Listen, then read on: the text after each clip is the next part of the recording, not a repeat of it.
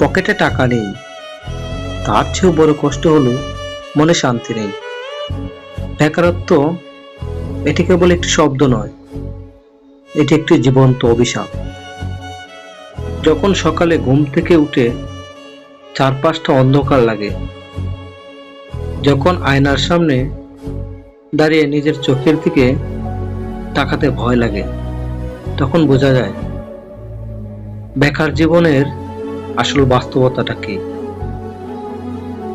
বন্ধুরা আড্ডায় ডাকে না, আত্মীয়রা এড়িয়ে চলে, আর সবচেয়ে আপন মানুষগুলোর চোখে তাকালে এক অদ্ভুত অপরাধবোধ কাজ করে।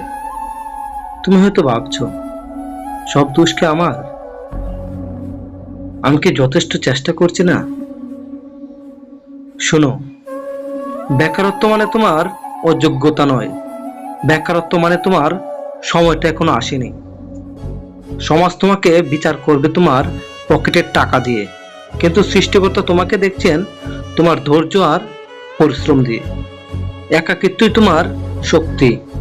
এই সময়ে কে তোমার পাশে আছে আর কে নেই সেটা পরিষ্কার হয়ে যায়।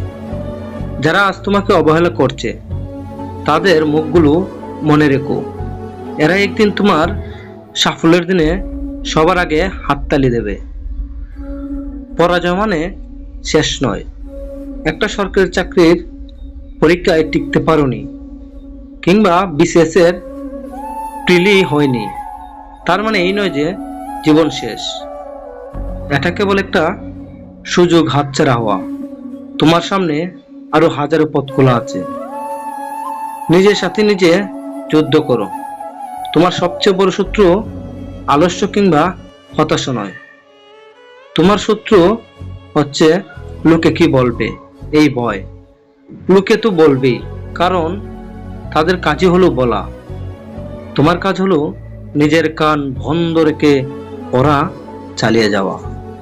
চাকরি প্রত্যাশী ভাই ও বোনেরা, এই যে টেবিল, এই টেবিলের কোণে বসে চোখের জল মুছছ আর বইয়ের পাতায় মুখ গুজছ, এই প্রতিটি ফোঁটা তোমার চোখের জল তোমার সাফল্যের ইতিহাসের কালি হবে। তুমি চেষ্টা করে যাও।